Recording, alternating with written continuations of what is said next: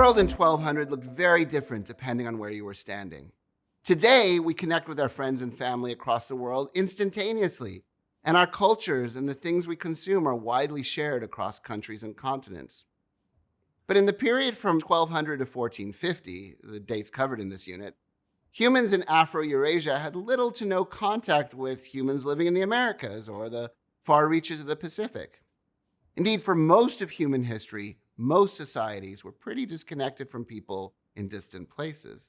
Vast oceans, tall mountains, formidable deserts hindered exchanges between them. So as a result, the world in Unit 2 was a world of astounding diversity.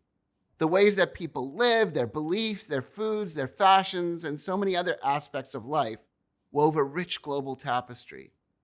Still, given the challenges, this was also a period of remarkable interconnection between societies in many parts of the world. And thanks to these connections, the changes in this unit helped set the stage for many of the rapid global transformations that you'll be encountering in later units. Now, just as your location might give you a different view of the world from 1200 to 1450, the frame you use to examine it might give you a very different picture of what was going on. But together, the three frames can help us to understand how this world was different from our own, and also what changed in the 250 years between 1200 and 1450.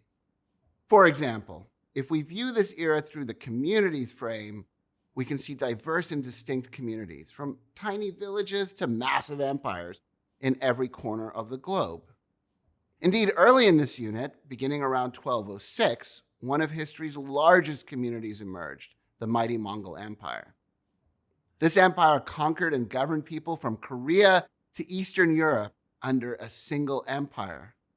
By comparison, relatively small Polynesian communities dotted the expanse of the Pacific Ocean. And each of these communities developed distinct cultures and distinct systems of belief and governance.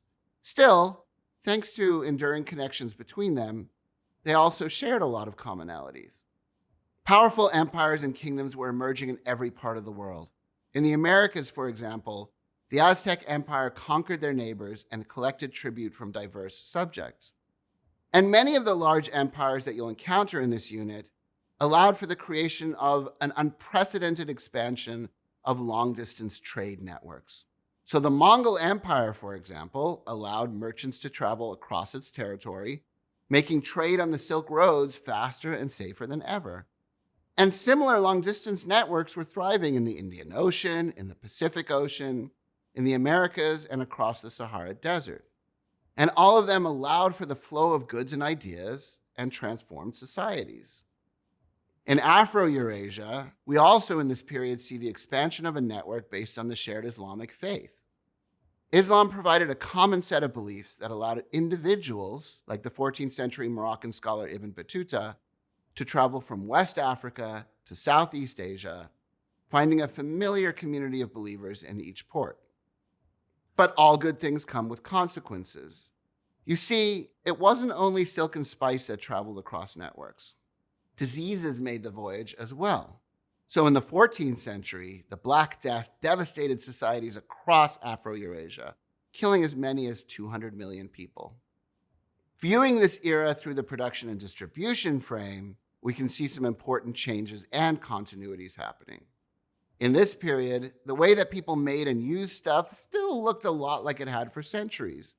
Most people were farmers, the goods they made and used were produced locally, and they used methods that would have been familiar to people living hundreds of years earlier.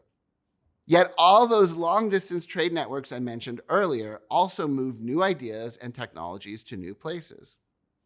The compass, the astrolabe, and gunpowder all traveled from China and the Islamic world to Western Europe during this period. You'll learn more about the consequences of this technological exchange in Unit 3. But as you'll see in this unit, nothing in history happens in a straight line.